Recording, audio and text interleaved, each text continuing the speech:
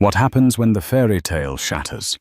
For Olivia Croft, it happened with the sound of knuckles pulverizing drywall inches from her face. Her husband, Harrison Croft, the tech billionaire, lauded on magazine covers as a visionary, showed her his true face in their $50 million Park Avenue penthouse. He was a monster hiding in plain sight. Pregnant and terrified, Olivia knew that running wasn't enough. He would find her. He would control the narrative. So in the terrifying hours that followed, she made a choice. She wouldn't just be a victim.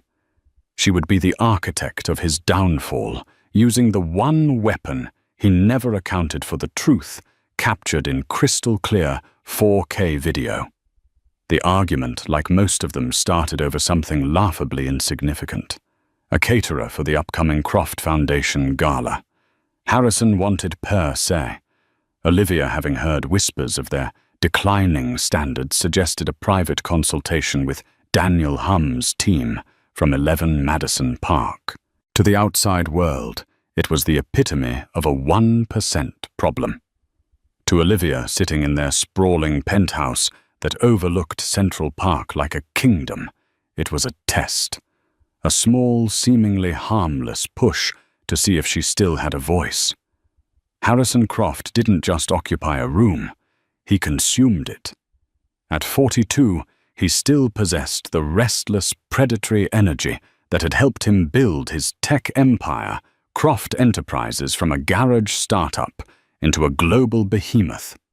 His public persona, curated with meticulous precision by a team of PR sharks, was that of a maverick genius, charming, slightly eccentric, and devoted to his beautiful younger wife.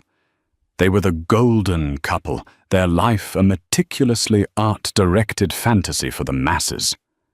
Daniel Hum Harrison scoffed, not looking up from his tablet, where stock tickers glowed a venomous green. "We're not running a vegan bake sale, Olivia. We need prestige. Per se is prestige. Harrison, I've heard." "You've heard." He mimicked his voice, dripping with condescension. He finally looked at her, his blue eyes, so often described in the press as piercingly intelligent, turning flat and cold. It was a look she had come to dread. "You hear things from your little coterie of socialites and lunch havers. I build things. I make decisions based on data, on brand power. Not gossip." Olivia felt the familiar heat rise in her cheeks.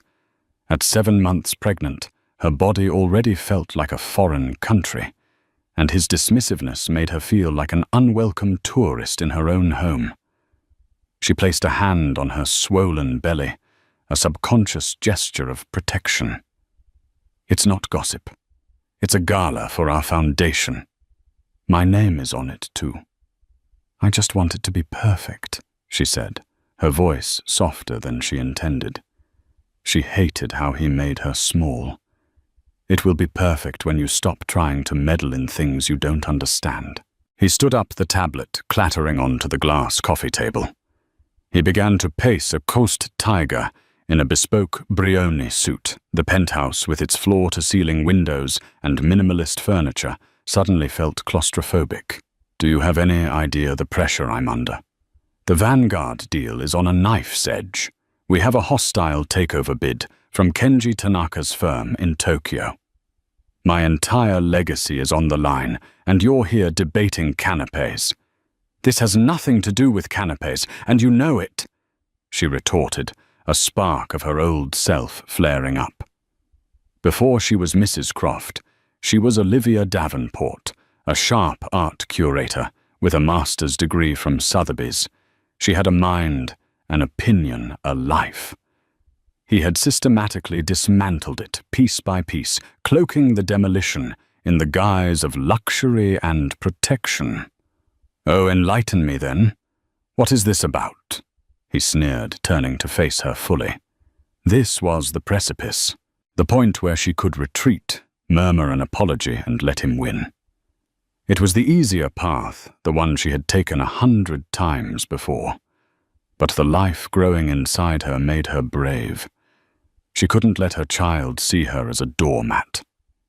"It's about respect, Harrison," she said, her voice shaking but firm. "It's about you treating me like a partner, not a decorative accessory you acquired along with this apartment." The words hung in the air, thick and dangerous. Harrison's face, usually so controlled for the cameras, contorted. A vein pulsed in his temple. He had a slight twitch in his jaw that signaled the point of no return. It was twitching now. An accessory, he whispered, the sound more menacing than a shout. He took a step toward her, then another. She instinctively shrank back into the plush cushions of the Roche-Beaubois sofa. "I gave you everything. Everything. A life you couldn't even dream of. I plucked you from obscurity and put you on a throne. I had a life before you. I was happy. You were a nobody," he roared, the sound echoing off the cold glass and marble. He was standing over her now, his shadow engulfing her. His face was inches from hers, his breath hot with rage. She could smell the expensive scotch on it. Fear, cold and sharp, pierced through her defiance. This was it. The rage she had only seen in flashes in slammed doors and thrown phones was now directed squarely at her. Her heart hammered against her ribs, a frantic drumbeat of terror. She saw his eyes dart to the side, to the pristine white wall next to her head. What happened next was a blur of motion and sound. His arm, a piston of raw power, shot out. She flinched, a scream catching in her throat, convinced the blow was for her. The impact was like a gunshot. His fist, adorned with a simple but obscenely expensive platinum wedding band, smashed into the drywall. The plaster exploded inward, leaving a crater, a spiderweb of cracks, spreading out from the point of impact. Dust and debris rained down, some of it catching in her hair. Silence. A profound, deafening silence filled the room, broken only by Harrison's ragged breathing. He stared at his own fist, then at the hole, then at her. His eyes were wide, not with remorse, but with the wild, terrifying thrill of his own unleashed power. Olivia didn't move. She couldn't. Her entire world had just narrowed to the jagged hole in the wall, a violent, gaping wound in their perfect home, just a hand's breadth from her temple, from her baby. Slowly, Harrison pulled his hand back. His knuckles were raw and bleeding. He looked at her, and for a fleeting second she saw a flicker of something panic, maybe even fear of what he'd done. But it was gone as quickly as it came, replaced by a chilling calm. Now he said, his voice a low, steady threat. "The caterer is per se. We are not discussing this again. Clean yourself up. You look a mess." He turned and walked away, heading toward his office without a backward glance, leaving her alone with the ringing in her ears, the dust on her skin, and the terrifying, undeniable truth of the man she had married. For a long time she just sat there trembling. The fear was a physical thing, a cold liquid seeping into her bones. But as the minutes ticked by, something else began to crystallize beneath the terror. It was a cold, hard resolve. He thought the argument was over. He thought he had won. He was wrong. The argument wasn't over. The war had just begun. Her eyes flickered from the hole in the wall to a decorative ficus tree in the corner of the room. Tucked discreetly among its leaves, a tiny black lens was aimed directly at the sofa. The nanny cam she'd installed 2 months ago, after he'd accidentally broken her laptop during another argument. She had told herself it was for the baby's safety. But in her heart, she knew. She'd been waiting for this. The proof. The hours after the explosion of violence were a study in surreal normalcy. Harrison didn't emerge from his office. A quiet, almost ghostly maid appeared on schedule, her eyes deliberately avoiding the crater in the wall as she polished the already gleaming surfaces of the penthouse.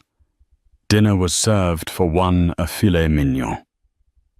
Olivia couldn't touch its bloody center, a sickening reminder of Harrison's knuckles. Olivia moved as if in a trance. She bathed the warm water, doing little to stop the tremors that racked her body. She slipped into a silk nightgown, the fabric feeling like a costume for a role she no longer wanted to play. Every sound, the hum of the city below, the whisper of the air conditioning, was magnified a potential threat. Her mind, however, was no longer frozen in fear. It was racing, working with a clarity she hadn't felt in years. She knew Harrison. She knew his patterns. Tomorrow, a team of contractors would appear silent and efficient, and the wall would be repaired, plastered, and repainted. By evening, it would be as if nothing had happened. He would likely buy her a gift, something extravagant like a Cartier bracelet or a rare first-edition book. A silent transactional apology that was more about erasing his guilt than expressing remorse. He would consider the matter closed. He would expect her to fall back in line. Not this time. Once the penthouse was cloaked in the deep silence of 2 a.m., Olivia slipped out of bed. She moved with a thief's stealth through the cavernous apartment she now saw as a prison. The moonlight streaming through the windows cast long, eerie shadows. She bypassed the living room, the hole in the wall a dark, accusing eye. Her destination was the small, unused nursery. She had fought him for this room. He had wanted it to be a secondary home gym. She had insisted on a space for their child, and in a rare moment of acquiescence he'd agreed. It was here, amongst the unassembled crib and boxes of organic baby clothes, that she had set up her secret command center. The nanny cam wasn't just a camera. It was a state-of-the-art security device sold under the guise of baby monitoring that streamed and saved encrypted footage to a secure offshore cloud server. Olivia had spent weeks researching it, paying for it with cash from a secret bank account she'd been siphoning small amounts into for the past year.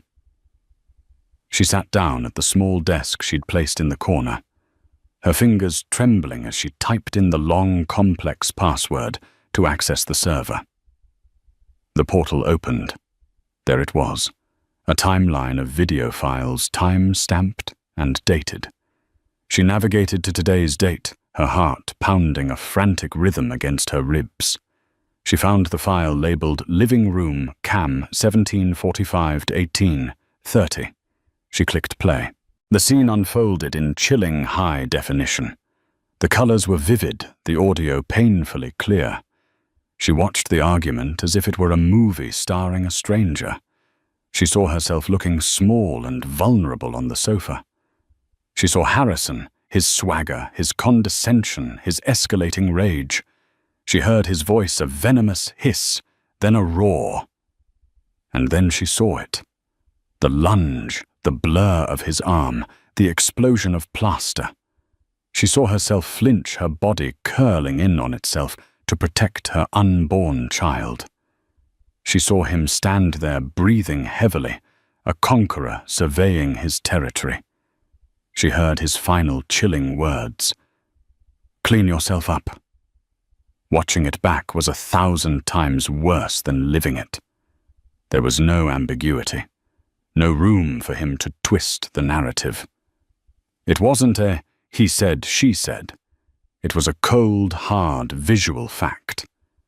He hadn't just punched a wall. He had performed an act of terror, a clear and calculated threat designed to obliterate her spirit, and he had done it to his pregnant wife.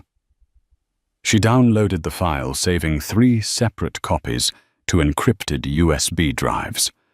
One for her, one for a safe deposit box, and one for what she was about to do. Her first call was to her sister. Sophie Davenport was a pragmatic ER doctor living in Boston, and the one person who had never been swayed by Harrison's charm or wealth. She answered on the second ring, her voice thick with sleep. "Liv, it's 2 a.m. Is the baby okay?" Tears. Olivia had been holding back, finally broke free. In choked sobs, she recounted the entire evening, the words tumbling out in a torrent of fear and fury. Sophie listened without interruption, a grim silence on the other end of the line. "I'm booking the first flight to LaGuardia," Sophie said, the moment she finished, her voice all business. "Pack a bag, just the essentials, passports, documents, any cash you have. You're coming to Boston with me." "No," Olivia said the single word, sharp and clear. The sobbing stopped. "If I just run, he'll paint me as an unstable, hysterical, pregnant woman. He'll freeze my assets. He'll hire private investigators. He will use our child as a pawn. He will destroy me, Soph. I can't just run. I have to burn his kingdom to the ground." There was a pause. "What are you talking about?" Sophie asked, a note of alarm in her voice. "I have a video, Sophie, of the whole thing." The silence on the other end was now one of shock, quickly followed by a dawning understanding. "Oh, Liv, you brilliant, crazy woman. I'm going to leak it," Olivia said, the decision solidifying into something unbreakable. "But I can't just dump it on the internet. That's amateur. It needs to be handled by someone credible, someone he can't buy or intimidate." Her mind was already working, connecting dots from her past life. Before Harrison, her work as a curator had put her in touch with journalists covering the art world, including the high-stakes world of auctions and forgeries. One name stood out: Ben Carter. He wasn't a gossip columnist. He was a Pulitzer Prize-winning investigative reporter for the New York Chronicle, known for his meticulous, fact-checked takedowns of powerful, corrupt men. He had once interviewed her for a piece on art repatriation. He had been tough fare and unimpressed by wealth. He was perfect. "I need you to do something for me," Olivia said to her sister. "I'm going to wire you the last of my emergency fund. I need you to find me the most ruthless, terrifying divorce attorney in New York City. A shark. I want her ready to file the second the story breaks." "Consider it done," Sophie replied, her voice filled with a fierce pride. "Be careful, Liv. You're taking on a dragon." "I know," Olivia whispered, looking at the USB drive in her hand. "But I have a weapon he never forged." After ending the call, she composed an email from a new anonymous account. The recipient was Ben Carter's private encrypted address, which he listed on his professional page for sensitive tips. Subject: Evidence of violent domestic abuse by Harrison Croft. Body: Mr. Carter. You don't know me, but we met once years ago for a story. I am in possession of a video file recorded today, July 25th, 2025. The video shows my husband, Harrison Croft, in our New York apartment, committing an act of violent intimidation against me. I am 7 months pregnant. The video is clear and undeniable. I am prepared to provide it to you exclusively on the condition of anonymity until the story is published. This is not about money. This is about my safety and the safety of my child. If you are interested in exposing the truth behind the public facade of a celebrated public figure, I will be at the back corner booth of the Old Town Cafe on 3rd Avenue at 7 a.m. I will be wearing a grey trench coat and reading a copy of Meditations. Come alone. Attached is a 3-second soundless clip from the video. Just so you know, this is real. She attached a short, cropped GIF of Harrison's fist making contact with the wall, a silent, damning piece of evidence. She took a deep breath, her finger hovering over the send button. This was the point of no return. The moment she pressed this, the life she knew, the gilded cage, the suffocating luxury, the silent terror would be over. A new life of uncertainty, public scrutiny, and battle would begin. She thought of her child, of the world she wanted to bring them into. A world where their mother wasn't afraid. She pressed send. The Old Town Cafe was a relic, a small, unassuming diner that had survived decades of gentrification by serving reliably decent coffee and greasy breakfasts. It was the last place anyone would expect to find the wife of a billionaire. At 6:50 a.m., Olivia slipped into the worn vinyl of the back booth. She had dressed down jeans, a simple black sweater, the grey trench coat and a baseball cap pulled low over her face. She placed the copy of Marcus Aurelius's Meditations on the table and ordered a black coffee she had no intention of drinking. Every nerve in her body was screaming. At precisely 7 a.m., a man entered the cafe. He was older than she remembered, perhaps in his late 50s, with salt and pepper hair and a rumpled coat that suggested he valued function over fashion.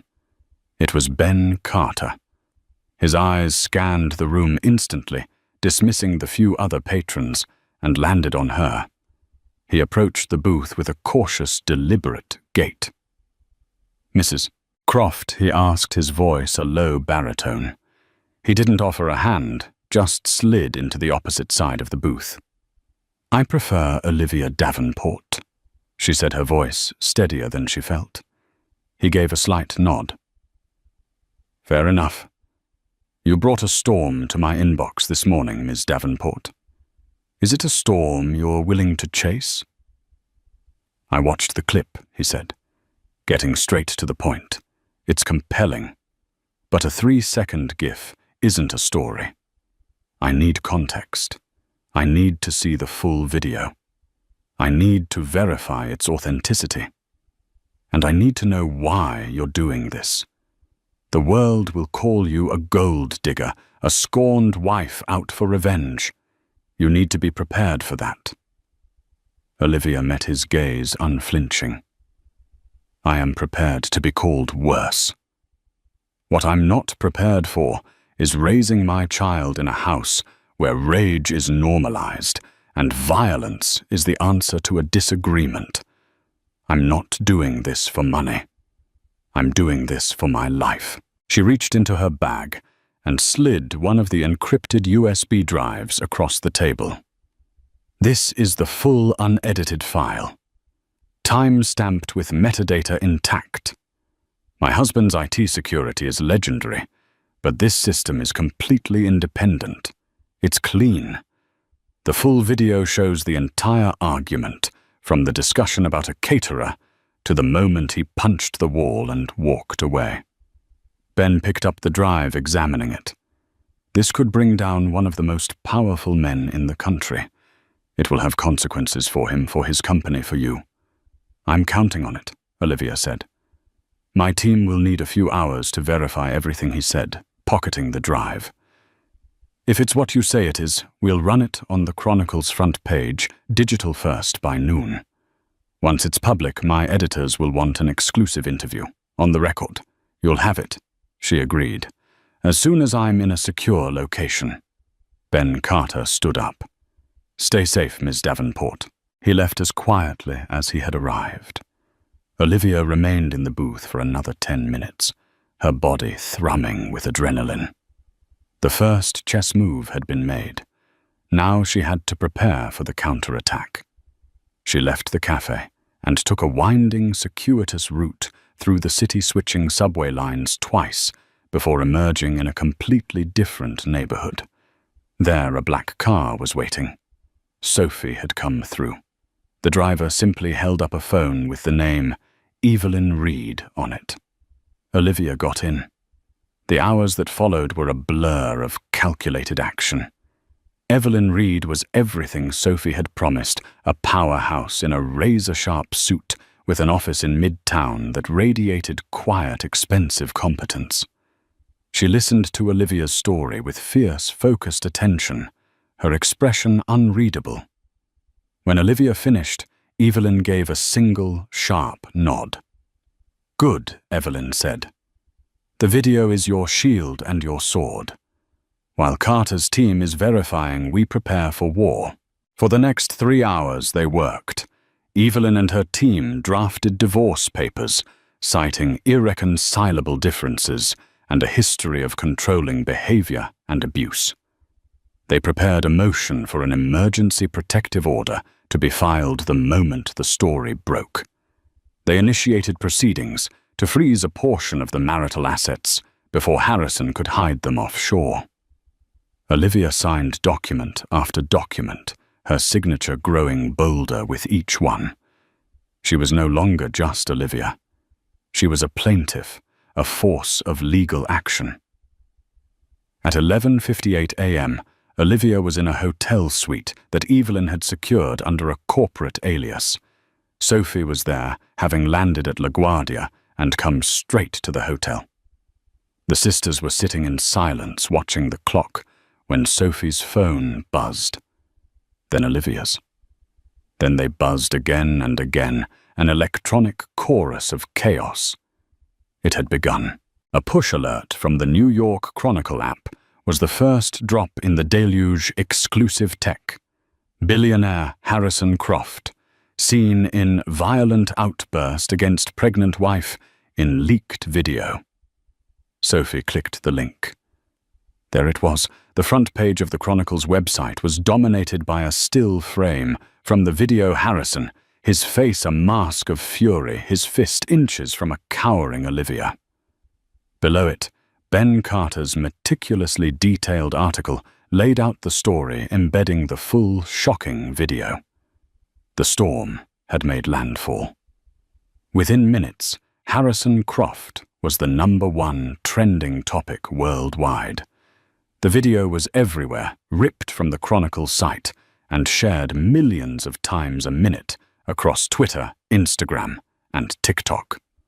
News channels broke into their regular programming. Business networks immediately began speculating on the impact on Croft Enterprises' stock. In his gleaming office tower, Harrison Croft was in a board meeting when his right-hand man, a perpetually nervous executive named Gregory, burst into the room, his face pale. He thrust an iPad in front of Harrison. Harrison saw the headline. He saw the picture. He saw the embedded video. He pressed play and watched himself, his private monster displayed for the entire world to see. For a moment he froze, the blood draining from his face. The other board members stared, their expressions a mixture of horror and cold calculation. The Vanguard deal, his legacy, it was all evaporating in real time. His shock quickly morphed into a familiar volcanic rage. He hurled the iPad against the wall where it shattered. "Find her!" he bellowed at Gregory, his voice echoing in the stunned silence of the boardroom. "Find her now, and get me Robert Egan on the phone." Robert Egan was not just a lawyer. He was a crisis management artist, a fixer who made problems and people disappear. While Harrison scrambled to control the inferno, Olivia was giving her on-the-record interview to Ben Carter via a secure video link. With Evelyn Reed by her side, she told her story calmly and articulately. She spoke of the pattern of control, the emotional abuse, the isolation. She explained that she didn't leak the video for fame or money, but because she believed it was the only way to ensure he couldn't silence her. He built a public image of a perfect, benevolent man. she said, her voice clear and strong. I wanted the world to see the man I lived with, the man who punched a wall next to his pregnant wife's head because he didn't like her choice of caterer. That one detail, the caterer, was a masterstroke. It was so petty, so absurd, that it made the violence all the more chilling and believable. It stripped Harrison of any possible justification, painting him not as a man who lost his temper under pressure, but as a pathetic tyrant. As the interview wrapped up, Evelyn's phone rang. It was the process server. He had just served a stunned Harrison Croft with divorce papers and the temporary restraining order in the lobby of his own office building in front of a horde of reporters. The king was cornered in his castle. The walls, the real ones, and the metaphorical ones were closing in. And Olivia, the woman he had tried to reduce to a mere accessory, was holding the hammer. The 24 hours following the leak were a public relations bloodbath for Harrison Croft. His meticulously crafted image was not just tarnished, it was incinerated. Croft Enterprises' stock plummeted by 30% in pre-market trading, wiping out billions in value. The board of directors issued a terse statement announcing that Harrison was taking an indefinite leave of absence and that an internal investigation was underway. It was a corporate execution, swift and brutal. Harrison, however, was not a man who accepted defeat. Barricaded in his penthouse, the hole in the wall now a constant mocking reminder of his hubris, he assembled his war council. At the head of the table was Robert Egan, the crisis manager, a man with a reptilian smile and no discernible conscience. Alongside him sat a team of cutthroat litigators from the city's most feared law firm. The narrative is out of control, Egan stated, pacing in front of the window. Right now, she's Joan of Arc, and you're King Herod. We need to flip that. We need to make her the villain. She has a video of me punching a wall next to her pregnant head. Harrison snarled, pouring himself another scotch. How do you flip that? We don't attack the video. The video is a fact. We attack the person who leaked it. Egan explained, his eyes glinting. We paint Olivia Davenport as a manipulative, unstable gold digger. She knew you were under pressure. She provoked you. She had a hidden camera ready to capture the one moment you snapped. It was a setup, a multi-million-dollar shakedown. The strategy was classic character assassination. Within hours, the counteroffensive began. Anonymous sources close to Harrison Croft began whispering to tabloid journalists and gossip bloggers. Stories began to surface, crafted from half-truths and outright lies. Olivia Davenport had a history of emotional instability. She was unhappy that Croft insisted on a bulletproof prenuptial agreement. Friends say she was obsessed with money and status. Was the pregnancy a trap to secure the Croft fortune?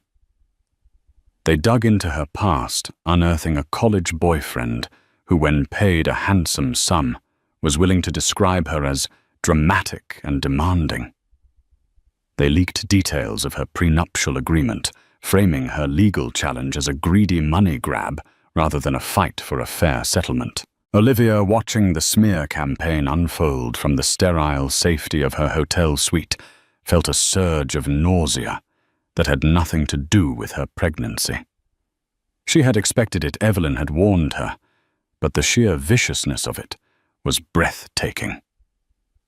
Don't read it, Sophie advised, trying to take the tablet from her hands. It's poison. No, Olivia said, her jaw tight. I need to see what they're doing.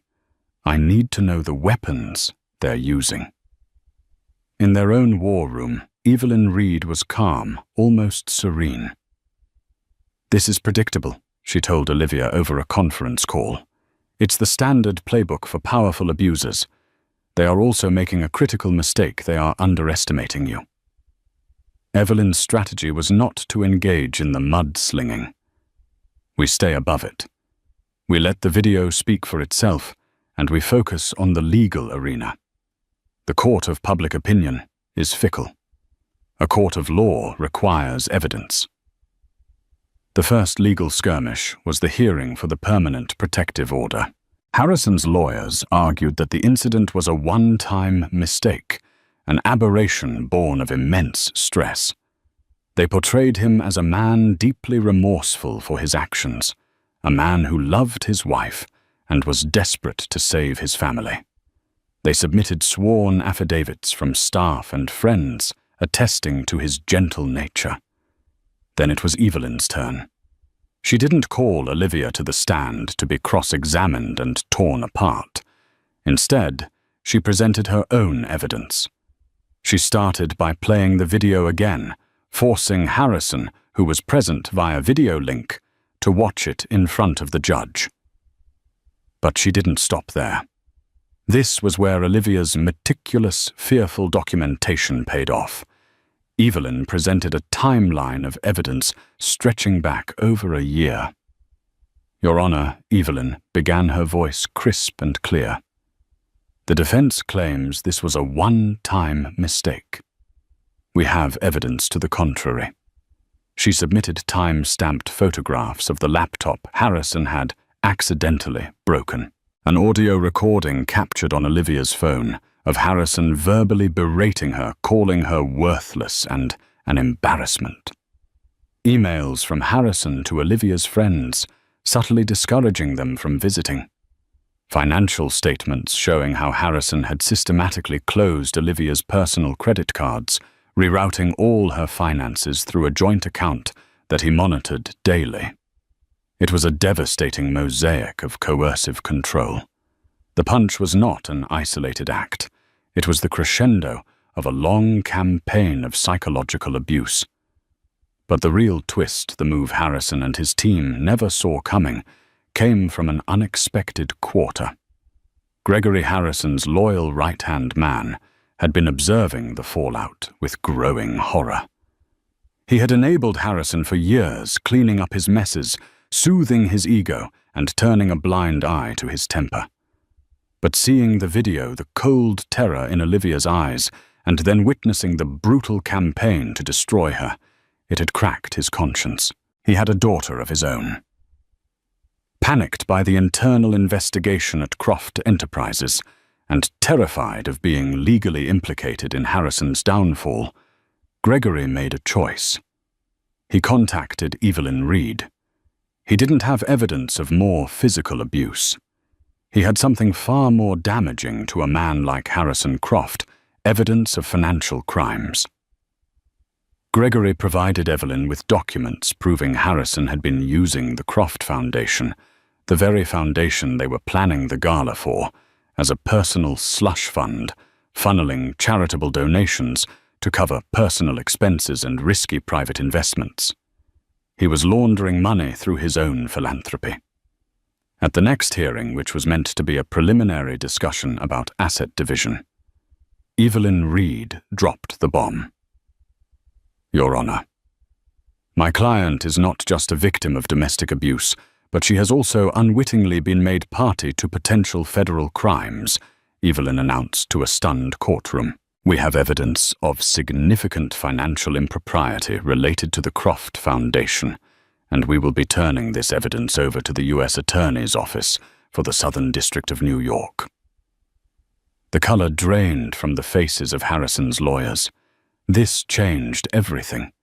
This was no longer a messy divorce. It was a case of charity fraud, wire fraud, and money laundering.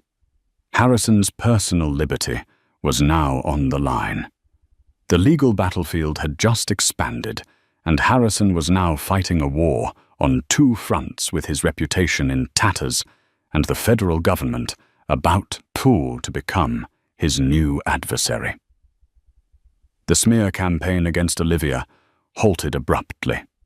Robert Egan and his team were now in damage control mode for a much bigger crisis. Harrison Croft, the untouchable titan, was no longer just fighting to save his fortune. He was fighting to stay out of prison. The news of the impending federal investigation was the final fatal blow to Harrison Croft's empire. The board of Croft Enterprises, which had initially placed him on leave, now moved to terminate him entirely, invoking a morality clause in his contract. The man who had built the company from nothing was unceremoniously exiled, his name scrubbed from the corporate letterhead like an embarrassing typo. His one-time allies and sycophants in the worlds of business and society vanished, their loyalty as hollow as his public persona. The invitations stopped. The calls went unreturned. The silence was absolute. For Olivia, the shift was seismic. The narrative which had briefly been twisted against her snapped back with a vengeance. She was no longer just a victim of domestic violence, but a whistleblower who had exposed a corrupt charlatan. The public, which had been fed a diet of lies about her being a gold digger, now saw her as a woman of immense courage. Donations poured into women's shelters in her name. Advocacy groups lauded her bravery. She had weathered the storm. She spent those weeks in a quiet, secluded estate in upstate New York, rented by Evelyn's firm. Sophie stayed with her, a constant, grounding presence. For the first time in years, Olivia felt the suffocating weight of Harrison's control lift. She took long walks in the woods, breathing in the scent of pine and damp earth. She read books not to appear smart, but for the simple joy of it. She ate what she wanted, wore what she wanted, and spoke when she wanted. She was slowly, carefully rebuilding herself. Her pregnancy progressed peacefully. Away from the stress and fear of the penthouse, she felt a profound connection to the child growing inside her. This baby was no longer just a reason to escape. It was her partner in this new life, a future she was fighting for. Meanwhile, Harrison's world was shrinking to the size of a courtroom. His high-powered legal team, now focused on the federal charges, advised him to settle the divorce quickly and quietly. A public, drawn-out fight with Olivia would only provide more ammunition for the prosecutors and further poison any potential jury pool. The settlement negotiation was not a negotiation at all. It was a surrender. Evelyn Reed, armed with the threat of Gregory's testimony and the weight of the federal case, dictated the terms. Olivia would receive a settlement that was far more than the prenup stipulated, not out of greed, but as a matter of principle and security. It included the full transfer of a trust fund for their child, ensuring the baby would never have to depend on Harrison for anything.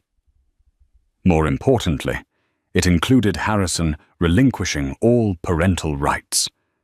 He could never see contact or make any claim to their child. It was the ultimate price for his actions. He would lose his legacy, not just in business, but in blood.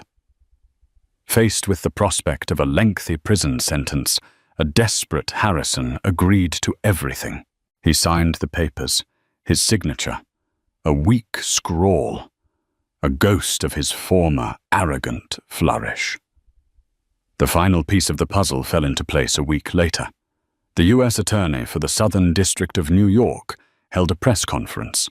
Standing before a bank of cameras, he formally announced the indictment of Harrison Croft on multiple counts of wire fraud and money laundering. He specifically credited information provided by concerned citizens for initiating the investigation. Harrison Croft, the man who once graced the cover of Forbes, was now pictured on the front of the New York Post, in a grainy photograph, his face ashen as he walked into a federal courthouse. The visionary had become a common criminal. The story was no longer about a billionaire's marital problems. It was about the complete and utter collapse of a fraudulent empire. A few days after the settlement was finalized, Olivia was sitting on the porch of the upstate house, watching the sunset paint the sky in shades of orange and purple. Sophie brought her a cup of decaf tea. "It's over," Sophie said softly.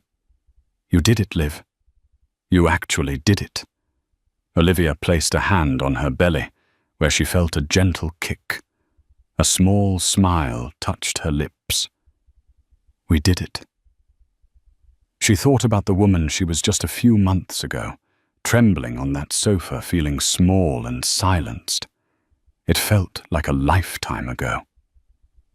She had learned the hardest lesson of her life in that gilded cage, that true power wasn't about money or fame or control over others.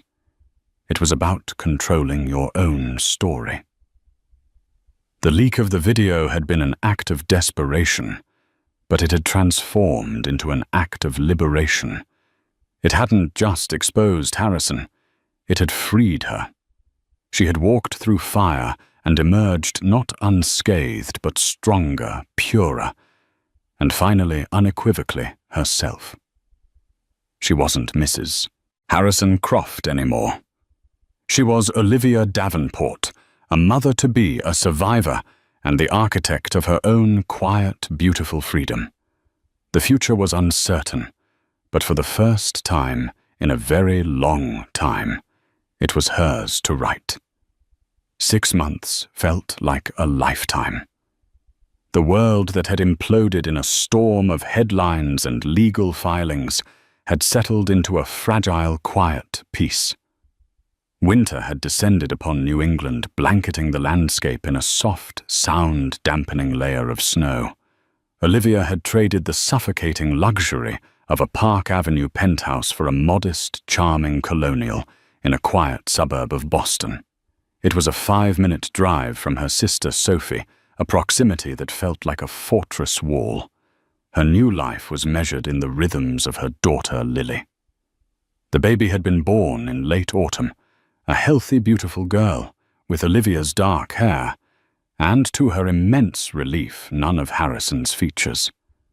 Her world, once filled with galas and hostile takeovers, now revolved around 3 a.m. feedings, the scent of baby powder, and the gummy, unconditional smile of her child. The silence she had once craved was now filled with lullabies and the gentle gurgle of a happy baby. She was healing. Most days she believed it. But trauma leaves echoes. A car door slamming in the street could send a jolt of adrenaline through her. A raised voice in a movie made her flinch. She had nightmares where she was back in the penthouse, the walls closing in a gaping black hole next to her head. Harrison was a ghost who haunted the edges of her newfound peace. He was under house arrest in his empty penthouse, awaiting a federal trial. His communications monitored, his assets frozen. He was a cutted beast. Yet she knew beasts were most dangerous when cornered. The package arrived on a Tuesday. It was a plain brown box with no return address, the label printed in a generic font. Sophie, who was over for lunch, eyed it with suspicion.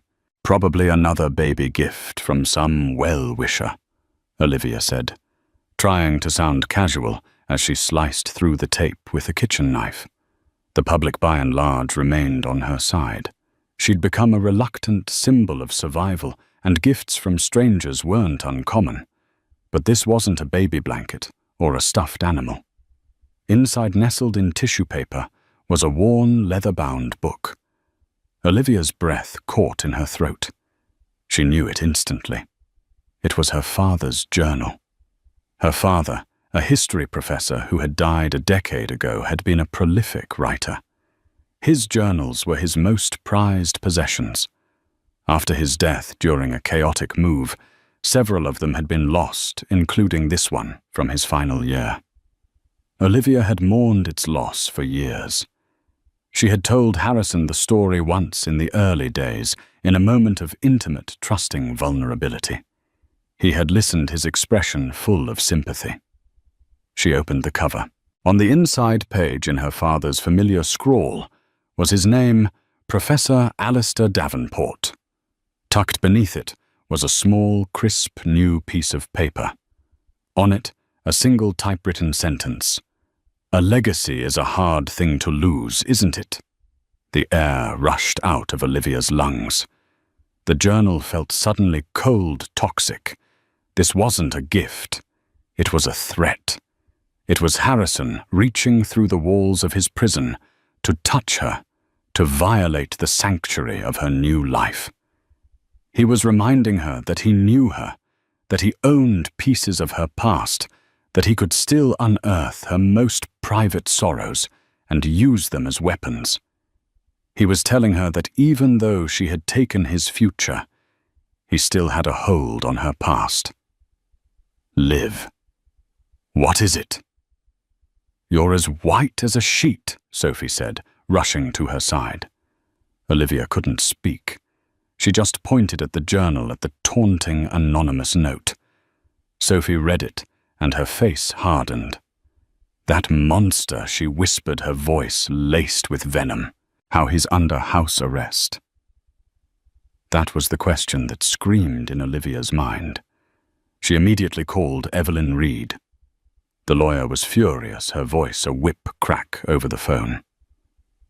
This is a flagrant violation of the restraining order's spirit, if not its letter, Evelyn said. It's witness intimidation. It's psychological warfare. I'll get a PI on this immediately. Don't worry, Olivia.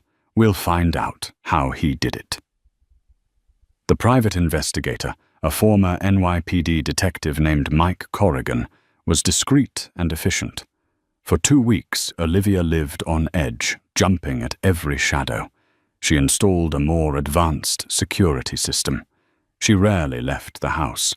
The ghost had become a palpable presence again, the echoes of her past threatening to drown out the quiet joys of her present. Corrigan's report came via a secure email to Evelyn, who relayed the findings to Olivia and Sophie in a conference call. Harrison has been using his legal counsel visits. Evelyn explained, her tone grim. He's allowed privileged, unmonitored conversations with his defense team. He's been passing coded messages to a junior paralegal on his team, a kid named Leo Batch. Batch then uses burner phones and cash drops to communicate with a network of fixers Harrison still has on his payroll. So he's still pulling the strings, Olivia said, her stomach twisting. It's worse than that, Evelyn continued. The journal was just a message to you, a way to terrorize you. The PI discovered the primary focus of this network. Harrison isn't just trying to spook you, Olivia. He's actively trying to blow up the entire federal case against him. A cold dread settled over Olivia. How Gregory Evelyn said, and Olivia's heart sank. The whistleblower. Gregory is the prosecution's star witness. His testimony about the Croft Foundation fraud is the linchpin of their case. Harrison's people have been systematically dismantling Gregory's life. They got him fired from his new job by anonymously sending his employer falsified documents about his involvement in the scandal. They've had him followed. Last week, his teenage daughter received a text message with a picture of herself walking home from school. There was no threat, just the picture. Just like your journal. It was a message. Sophie swore under her breath. The U.S. Attorney's Office is trying to protect him, Evelyn said. But Gregory is falling apart. He's terrified. Harrison's goal is to intimidate him into recanting his testimony or refusing to cooperate. If Gregory folds, the government's case becomes much weaker. Harrison's lawyers could argue that the evidence was provided by an unreliable witness under duress. It's Harrison's Hail Mary pass to walk free. The room fell silent. Olivia looked from her sister's worried face to the baby monitor where Lily was sleeping peacefully in her crib. She had thought this was over. She believed that by taking Harrison's money and his reputation, she had won. But she was wrong.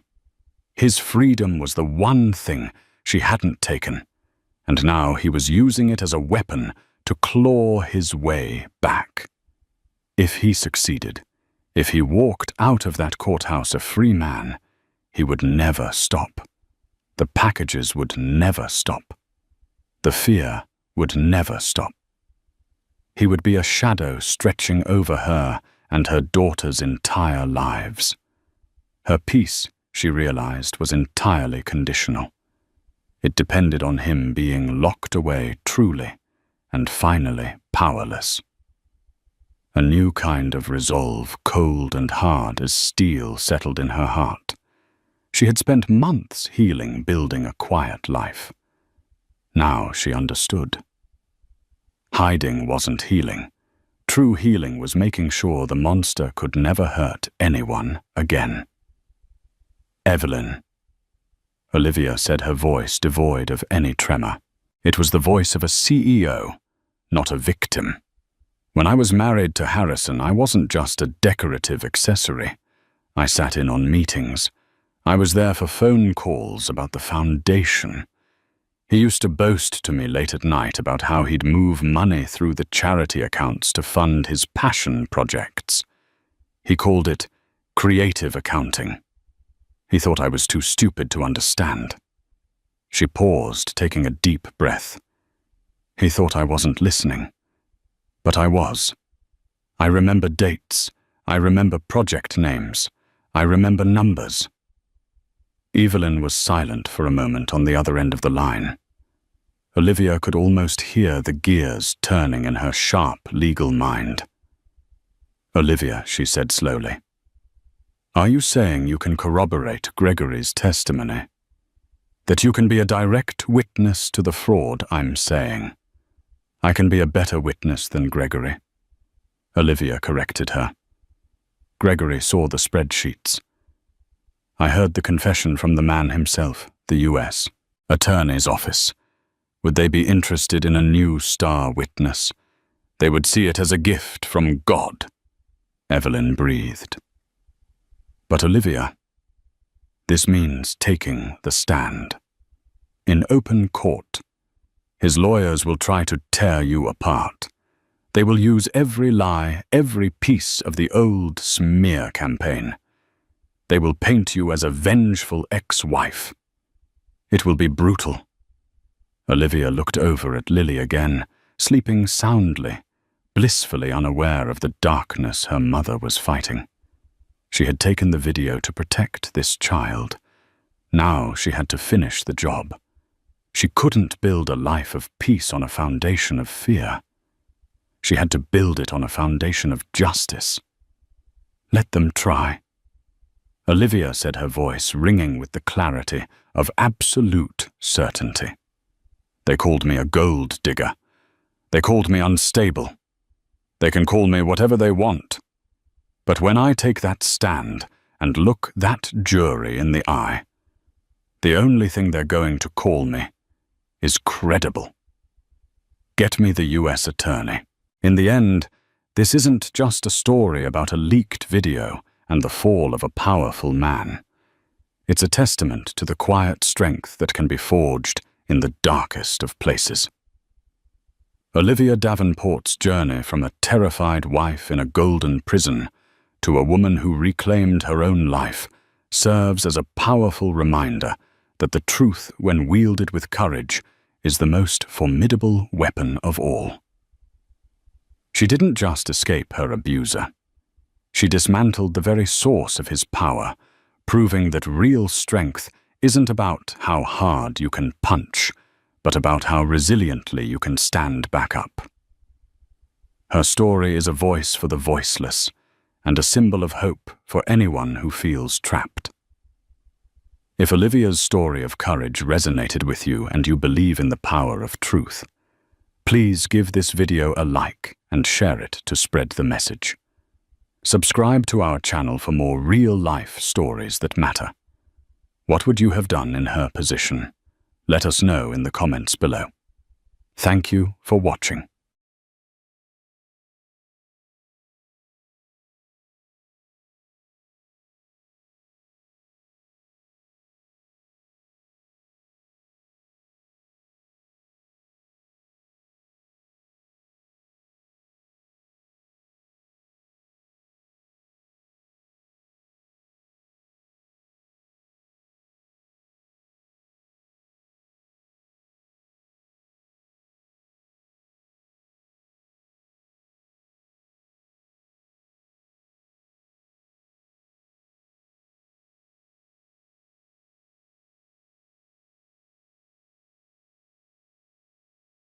After being betrayed, poor wife, left with her son. Years later, the millionaire regretted it forever. They say time heals all wounds, but some scars never fade, especially the ones left by betrayal. Years ago, Clara Hathaway was a woman in love, swept into a world of wealth and privilege she never imagined. But in that world, she was never truly welcome. Humiliated, abandoned, and left to fend for herself while carrying a child, she walked away, determined to build a life on her own. Now, years later, the man who once cast her aside, the millionaire who had everything but valued nothing, is about to learn a painful lesson. Because fate has a way of turning tables, and when he finally comes face to face with the woman he wronged and the son he never knew, he realizes the greatest regret of his life wasn't losing his fortune. It was losing them. But is redemption possible? Or are some betrayals too deep to forgive? Stay with me as we uncover a story of love, loss, and a reckoning that will leave you speechless. Clara Hathaway was born in a small town outside Philadelphia, a place where summer nights buzzed with the chatter of cicadas and winter mornings glittered beneath fresh snow. Her mother, Margaret, worked long hours at a local diner. Her father, Charles, was a carpenter who never quite made ends meet. Despite their modest means, Clara was raised with immeasurable warmth and attention. She learned early on that one's value lay not in wealth, but in kindness and resilience. At 16, Clara discovered her talent for painting. She could transform a plain canvas into a riot of color and emotion, capturing sunsets, laughter, and heartbreak. To her father, she confided her deepest secret dream. Someday she wanted to see her artwork displayed in New York's famed galleries. He encouraged her to pursue it, always telling her, "You've got the heart of an artist, Clara. That's more valuable than any fortune." Fast forward to her college years at the University of Pennsylvania, where she studied fine arts. Despite scholarship assistance, she had to work part-time at a catering company to meet her living expenses.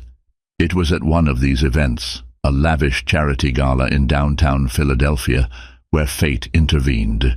She was on the serving staff that evening, wearing a plain black uniform with a crisp white apron. Meanwhile, Alexander Sterling, who everyone called Alex, was in attendance with his equally affluent friends. He was a young entrepreneur from a rich Boston family, heir to the Sterling Industries empire. With sleek dark hair and a confident smile, he carried an aura of effortless aristocracy. At that time he was 28, fresh from a triumphant business venture that netted him millions overnight. Alex was bored by the typical crowds at these high society events. Then his gaze landed on Clara, who was quietly serving champagne. Something about her delicate poise, the way she seemed comfortable in her own skin, even while hustling with a tray of glasses, captured his attention. She wasn't trying to impress anyone. She was doing her job, eyes shimmering with an unspoken dream. That night, he didn't immediately speak to her, but he remembered her face. An unexpected pang of curiosity gnawed at him.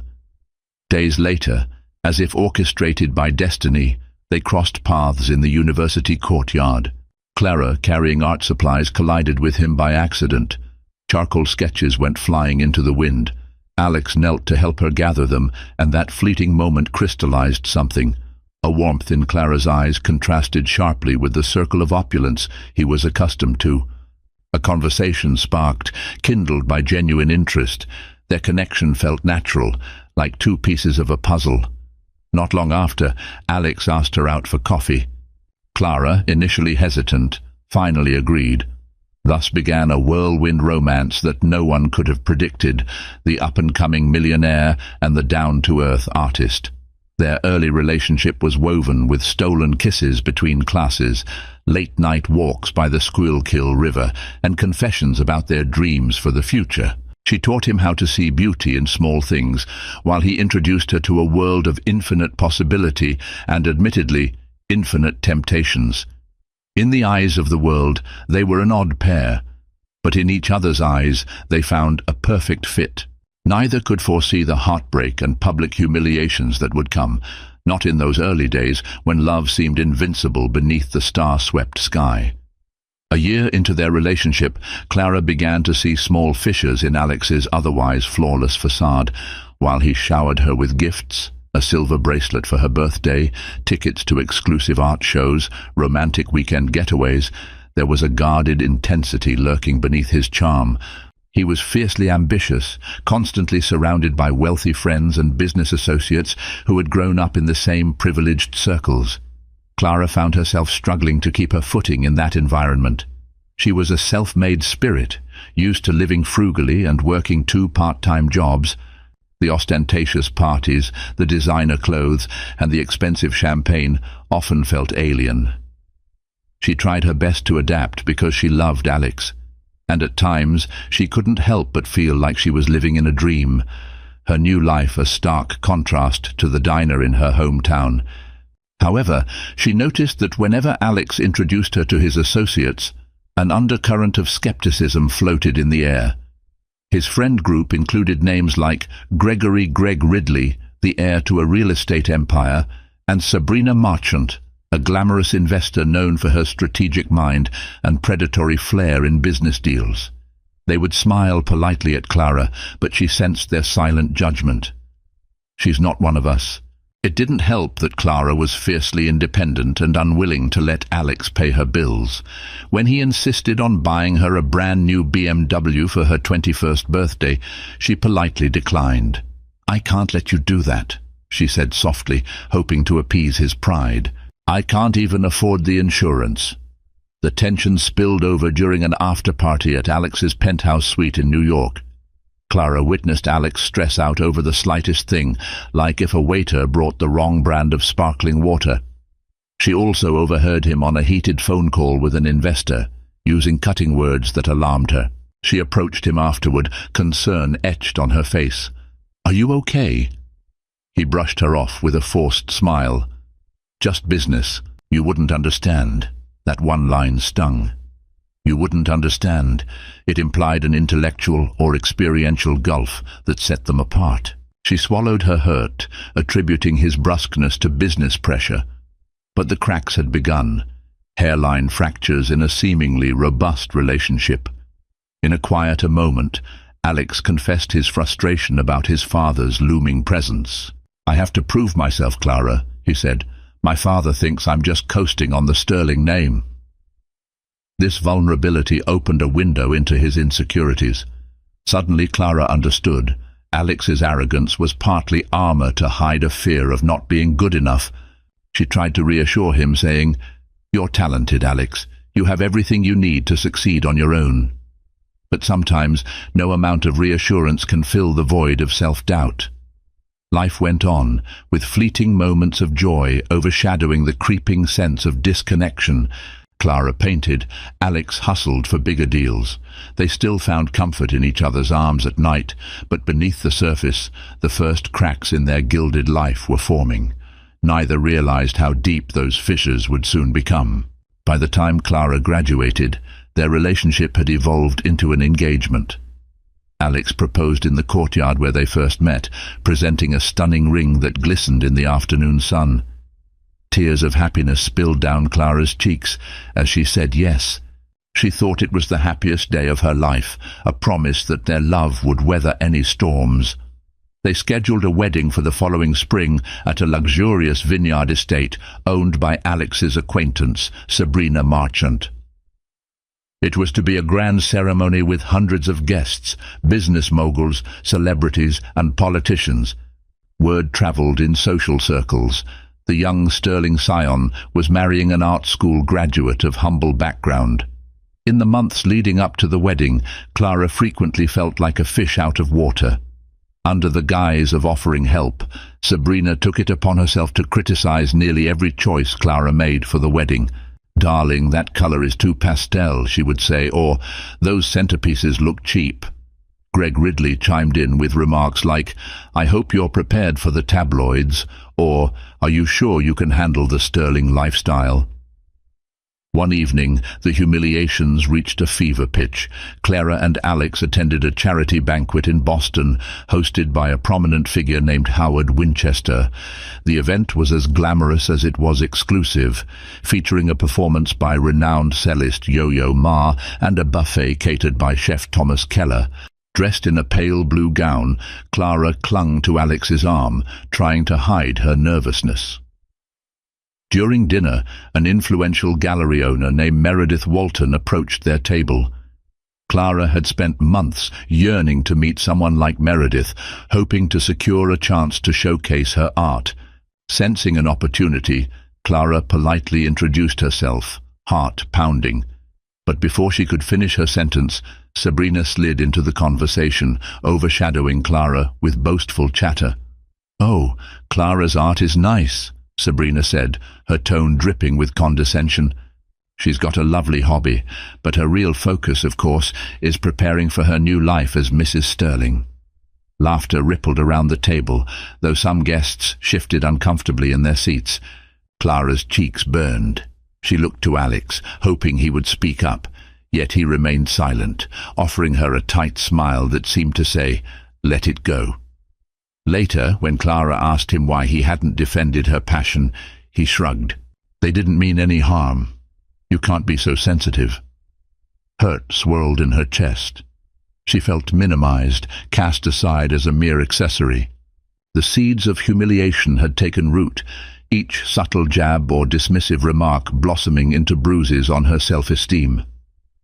She tried to brush them off, told herself love and patience would prevail. But a small, insistent voice in her mind asked, "What if this is my life from now on?" She pushed that question aside, burying it beneath wedding plans and the dream of a happy future. Yet deep down, Clara began to realize that the wealth and influence surrounding Alex were not just gilded frames. They could also be chains, locking her into a world she never asked to enter. When the wedding day finally arrived, it was a sight to behold. The vineyard estate boasted rows upon rows of lush grapevines, an elegant pergola adorned with white roses, and a gentle spring breeze that carried a hint of lavender. Clara wore a gown embroidered with delicate lace, her hair styled in a soft chignon. Alex, in a tailored black tuxedo, looked every bit the dashing groom. From the outside, everything was perfect.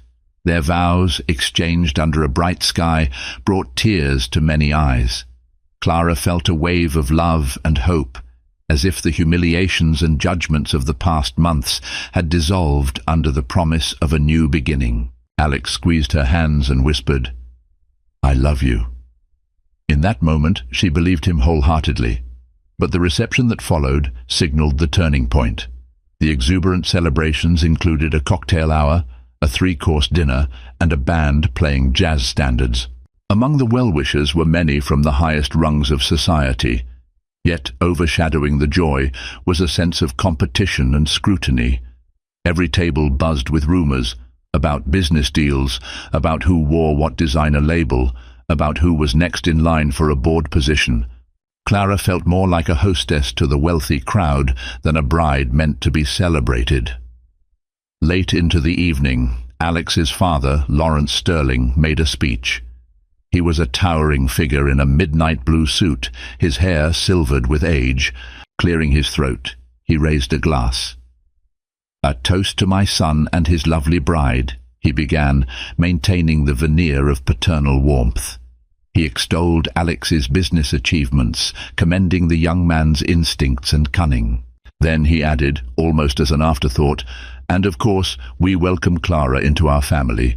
May she be an excellent companion to Alexander and, someday, a wonderful mother to his children." The wording was subtle, but Clara felt a slap of reality. She wondered, is that all I'm meant to be? A companion and a mother? Not a passionate artist with dreams of my own? From that night onward, Alex changed in small but significant ways. He grew more distant, immersing himself in expanding his empire. Their honeymoon was postponed due to pressing business matters. When Clara asked if they could still go for a shorter trip, he refused, saying, "We can't take half measures. I'll make it up to you." At first, Clara tried to be understanding. She painted in her new studio, a wedding gift from Alex, grateful for the chance to create. But the sense of disconnection nagged at her. Their intimate moments were overshadowed by his phone calls, dinners were rushed affairs, and he often returned home so late that she was already asleep. Then came the day she discovered she was pregnant. Clara felt joy surge within her. A new life was growing in her womb. She imagined a child who might inherit her artistic flair or Alex's quick mind. She hoped this news would draw them closer, heal the distant cracks that threatened to break them apart.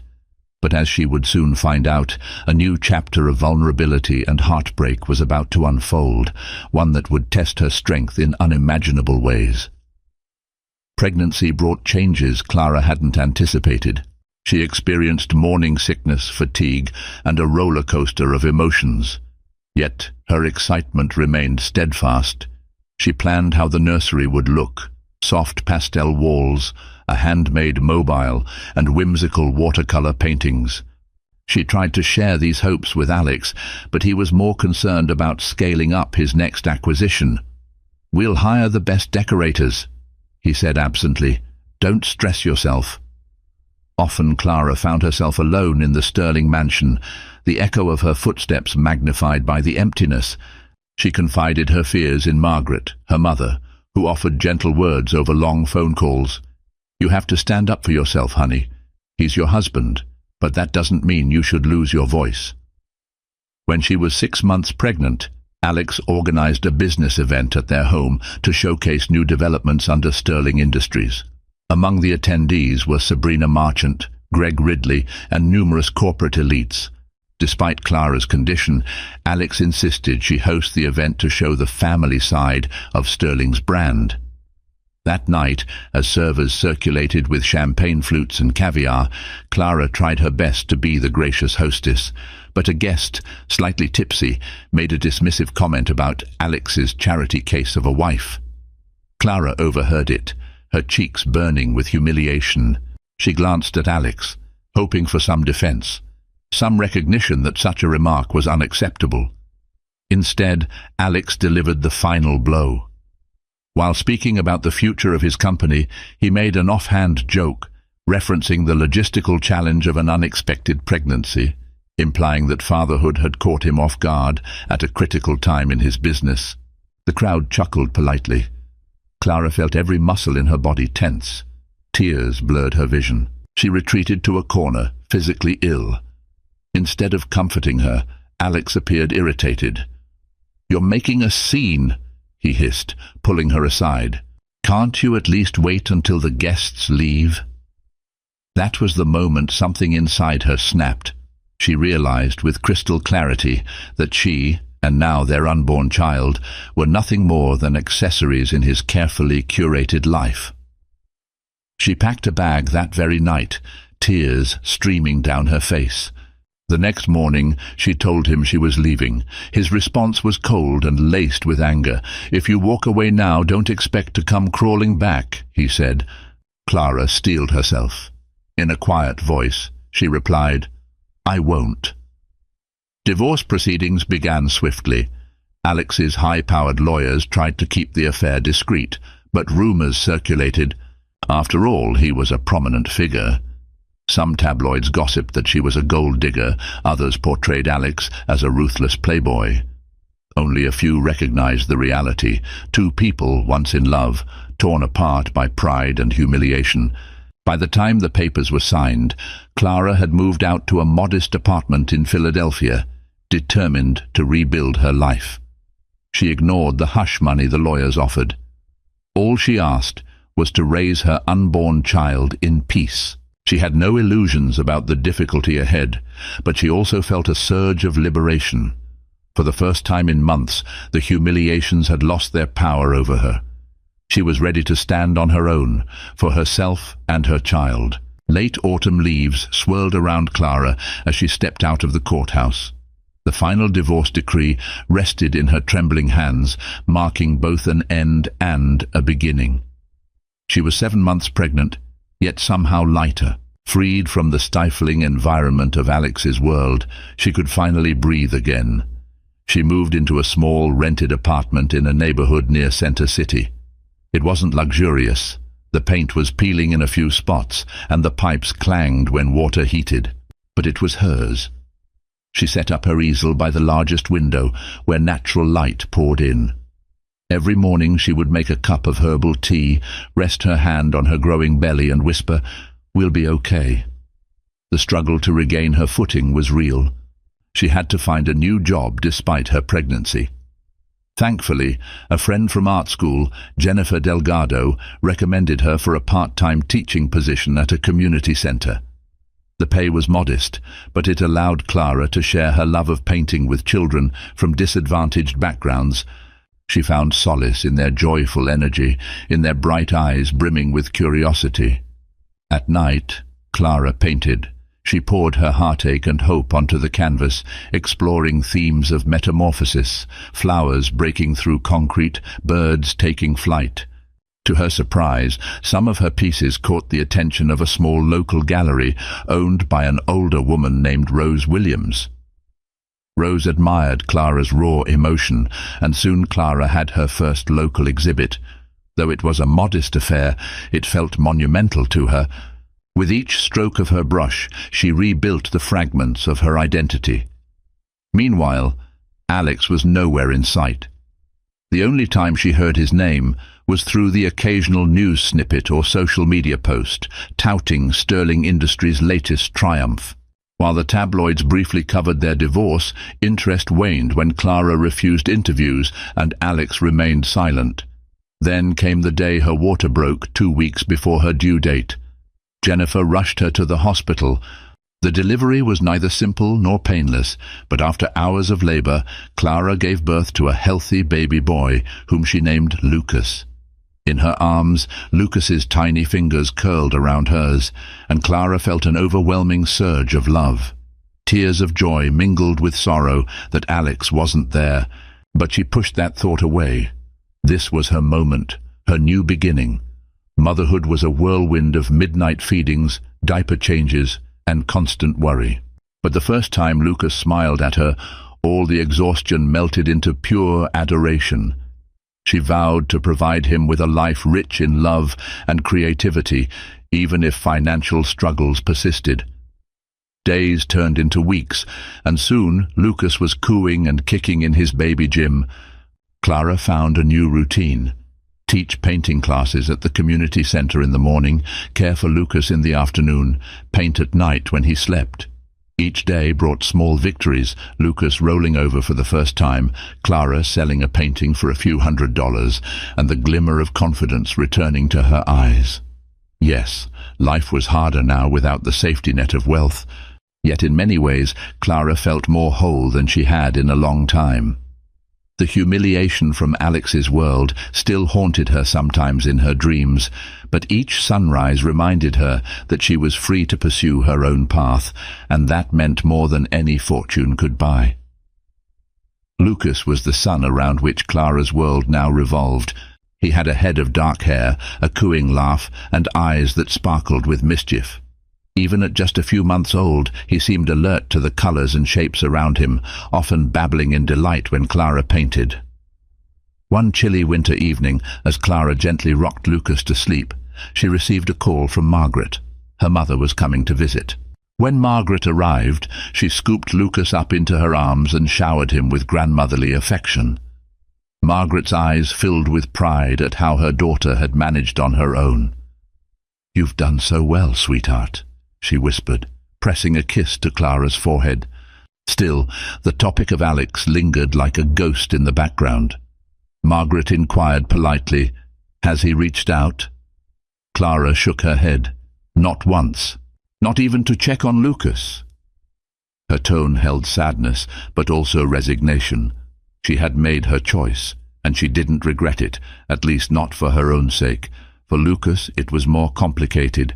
She had once hoped that Lucas would know his father, but Alex's silence spoke volumes. In truth, Alex wasn't completely ignorant of Lucas's birth. He had been notified by his lawyers, who advised him on custody and support. Initially, Alex seemed content to settle everything through his legal team. Clara refused any large sums or monthly stipends. She worried that it might entangle her again in Alex's life on his terms. However, she didn't block him from acknowledging his child. She left that door open, hoping against hope that the father in him would care enough to walk through it. Time passed, and Lucas began to crawl. Clara took countless photographs of him, capturing every tiny milestone. She hung them on the walls, filling the apartment with memories instead of regrets. Occasionally, she posted a photo on social media, but only for a small circle of friends. She never tagged Alex, never sought his attention. Yet part of her still wondered, does he think about us? Behind the scenes, Alex was indeed thinking, though not in the ways Clara might have expected. He was consumed with regret, battling an internal war between pride and longing. He read every update his lawyer sent him about Lucas's progress. A part of him wanted to pick up the phone to see his son for the first time. But another part, hardened by arrogance, believed that if Clara had really cared, she would have told him directly and invited him in. He rationalized his inaction with the thought that she chose to leave, so it was on her to bridge the gap. And so, father and son remained separated by ego and past hurts. Clara, meanwhile, focused on survival and small joys. She found time to paint whimsical scenes of mother and child, eventually selling them in the local gallery. She poured every ounce of love into Lucas, determined to give him the childhood she wished she'd had, one filled with security, affection, and an appreciation for life's simple wonders. No matter how tired she felt, or how her bank account dwindled some months, Clara never wished to return to the Sterling mansion. She had escaped a life that suffocated her soul. In her cozy apartment, rocking Lucas to sleep, she realized she had discovered something priceless, a sense of self-worth that no amount of wealth could ever replace. When Lucas turned 1, Clara threw a small birthday party in her apartment, inviting a handful of close friends from the community center and her mother. The atmosphere was filled with laughter, balloons, and the scent of a homemade vanilla cake. Lucas squealed in delight as he smeared frosting across his cheeks, his bright eyes dancing under the soft glow of fairy lights strung up around the living room. The party also marked a turning point for Clara's career.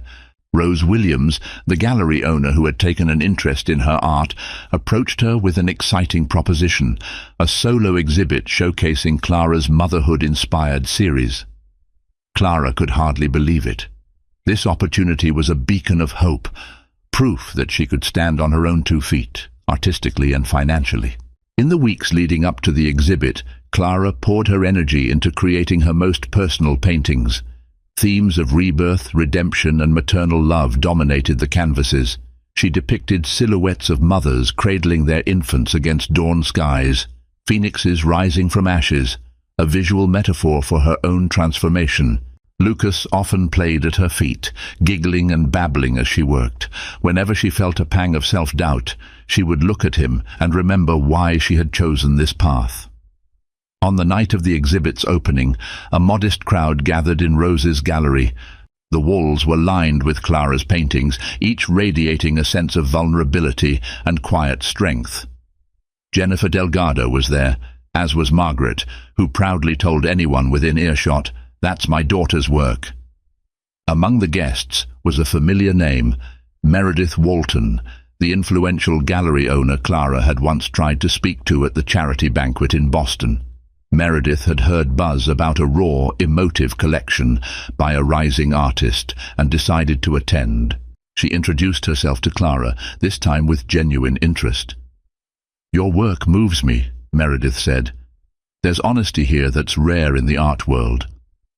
Clara felt her pulse quicken. She recalled how different things had been when Sabrina Marchant had overshadowed her in that humiliating conversation. Now she stood on her own, with her paintings speaking volumes. By the end of the evening, Meredith offered to collaborate, perhaps even connect Clara with larger galleries in New York. Clara agreed to stay in touch, feeling gratitude and excitement bloom within her. The success of the exhibit brought in sales, enough to allow Clara to upgrade her supplies and pay off some lingering medical bills from Lucas's birth.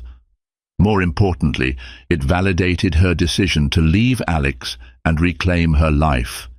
Still, she couldn't escape a quiet sadness. She watched as other parents, particularly couples, strolled the gallery with their children. Lucas was happy, but he was missing something, a father figure.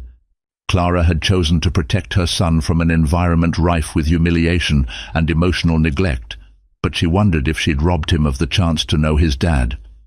Each milestone in her success felt bittersweet, tinged with the memory of what once was.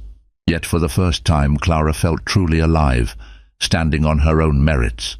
In her small corner of Philadelphia, with her son at her side, she was rising from the ashes of a broken marriage, forging her destiny with grace and determination. For Alex Sterling, life had continued in a superficial sense of triumph.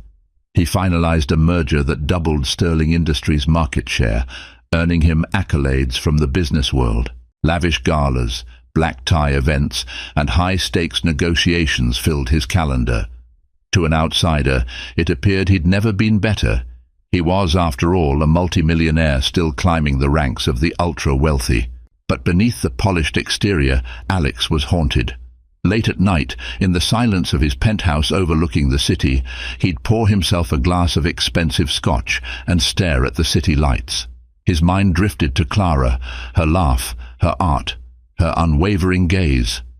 He recalled how she used to rest her head on his shoulder, eyes closed, listening to the distant hum of traffic on the Schuylkill River. Now, every corner of his pristine home seemed devoid of warmth, filled only with the echoes of her absence. He'd received occasional updates from his lawyers about the baby boy, Lucas. Each time he felt a pang in his chest. His name was on the birth certificate. Clara hadn't contested that, but he had no relationship with his own son. Pride and shame kept him from reaching out. She left me, he told himself. She took my son with her. Yet a deeper truth gnawed at him. I pushed her away. One evening, Alex received an unexpected phone call from Sabrina Marchant. She was in town and wanted to meet for drinks. Initially, Alex hesitated. He knew Sabrina had always harbored more than a friendly interest in him. But he was lonely, and a part of him yearned for any distraction from the persistent regret. They met at a swanky rooftop bar, sipping imported wine under the glow of city skyscrapers. Sabrina talked about her latest conquests in the venture capital world, flaunting her cunning deals and high-profile connections. After a few drinks, she leaned in closer, placing a manicured hand on Alex's arm. "You know, you're better off without that artist," she said with a dismissive sneer. "She was never one of us." A wave of revulsion swept through Alex. It struck him how those words he might have once silently agreed with, now felt hollow and cruel.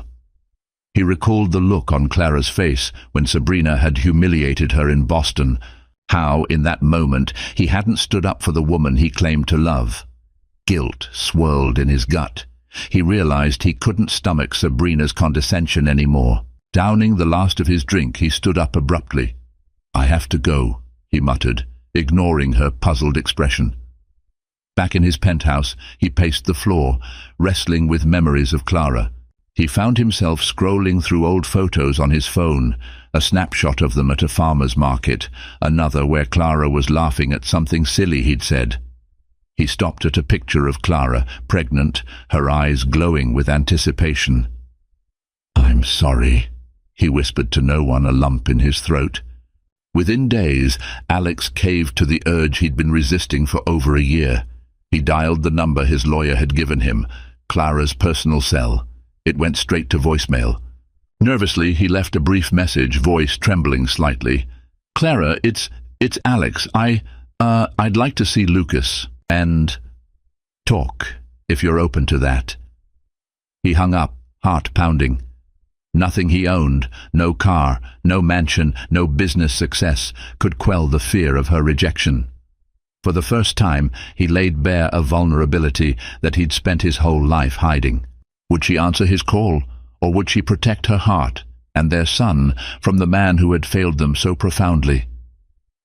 Clara's phone buzzed on a windy evening as she hurried into her apartment with groceries and a squirming Lucas in tow. Setting the bags down, she glanced at the screen and felt her heart jump. Missed call from Alexander Sterling.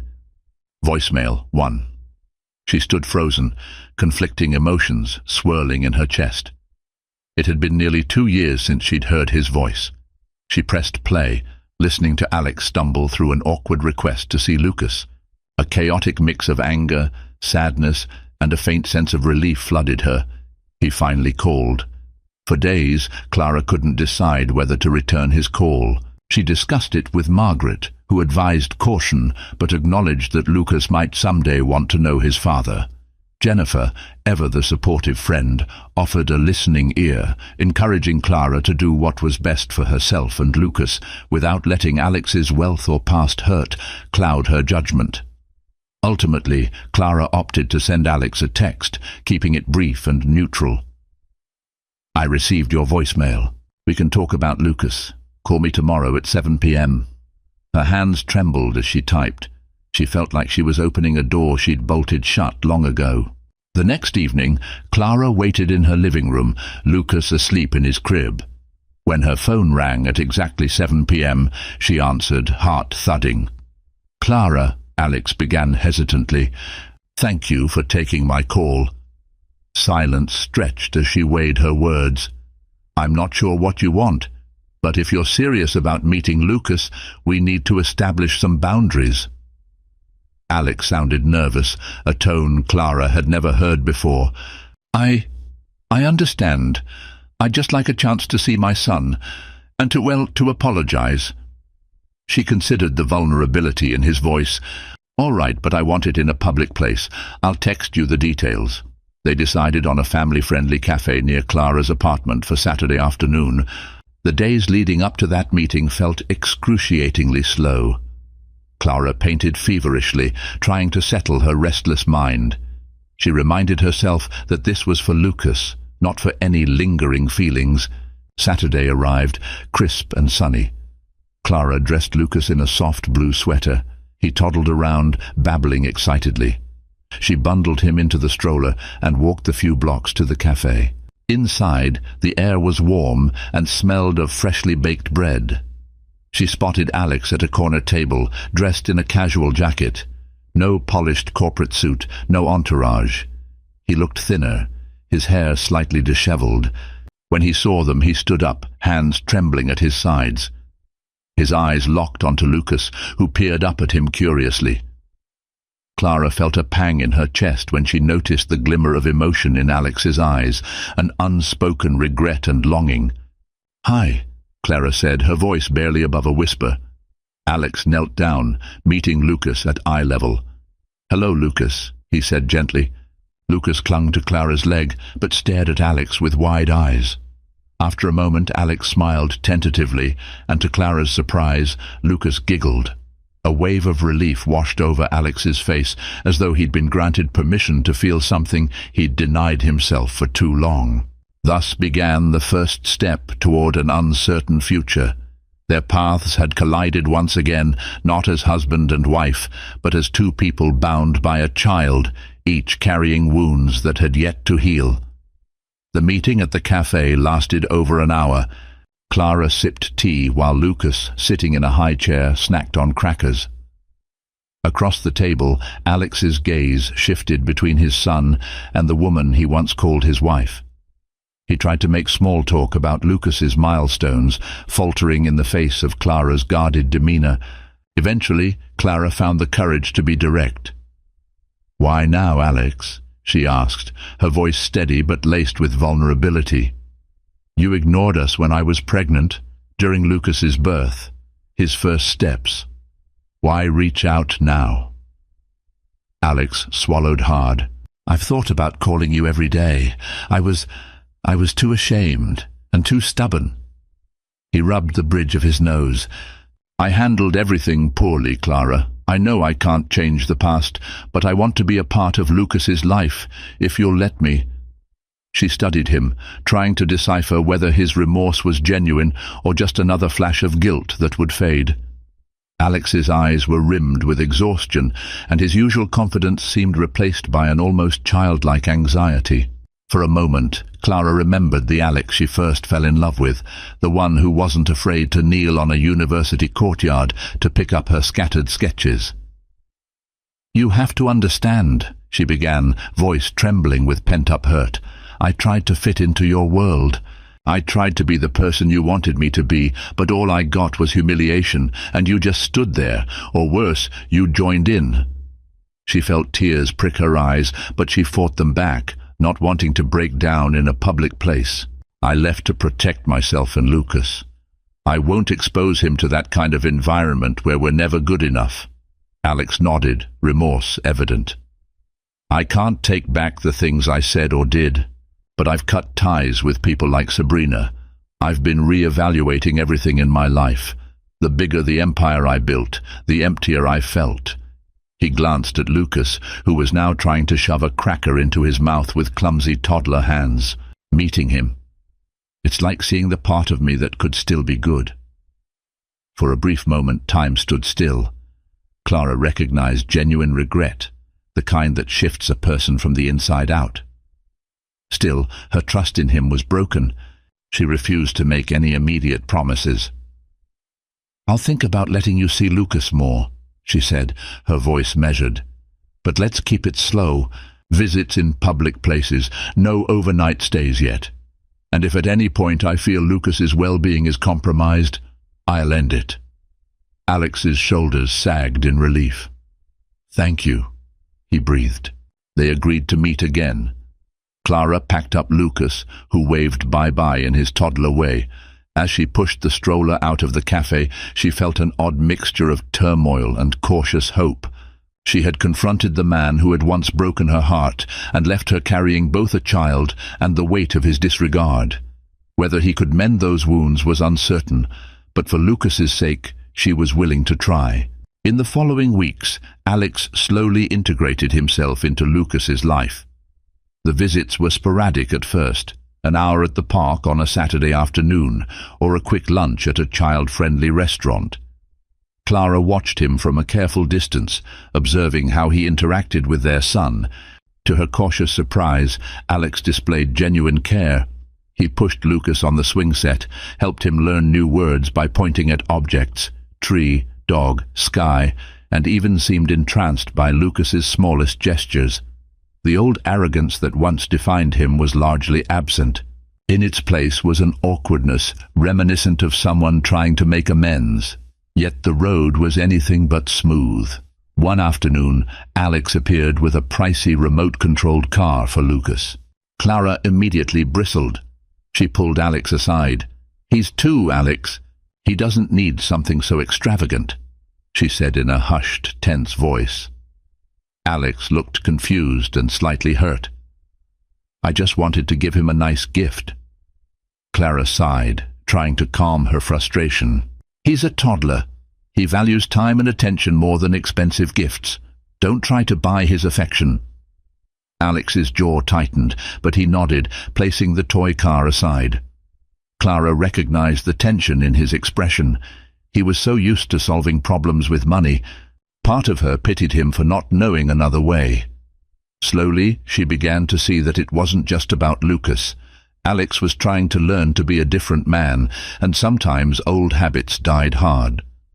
Outside of these visits, Clara's life remained busy.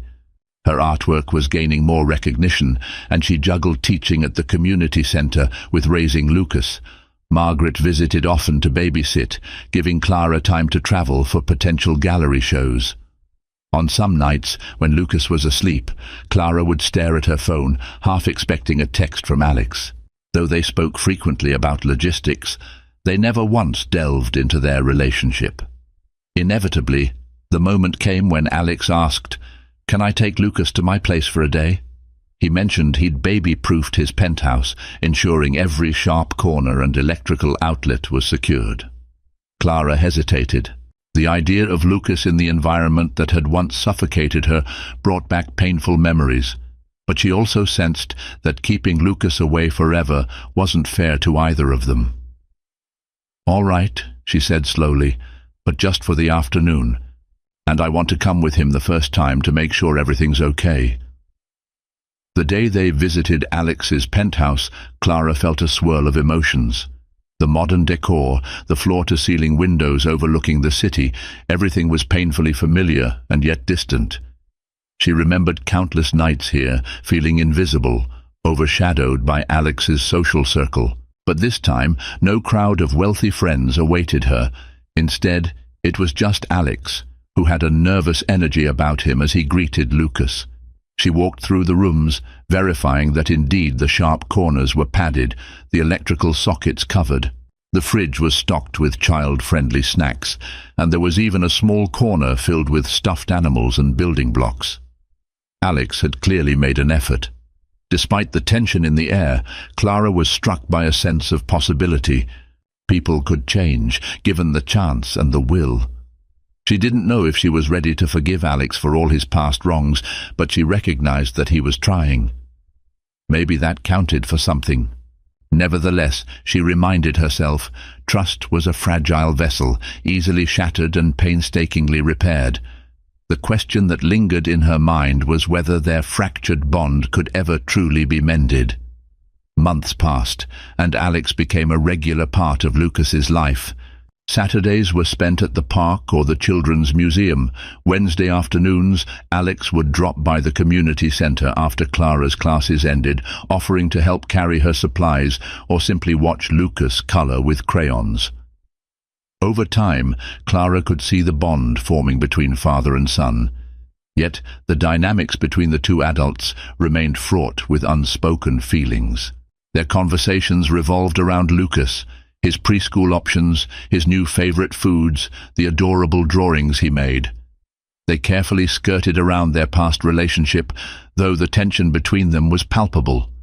One rainy evening, after they had taken Lucas to a puppet show, Alex offered to drive Clara and Lucas home. Lucas dozed off in the back seat, lulled by the patter of raindrops on the window. As Alex pulled up in front of Clara's building, he hesitated. "Could I come up for a minute? I'd like to help put Lucas to bed, if that's okay." Clara bit her lip, torn. She finally nodded. "All right, but just for a minute."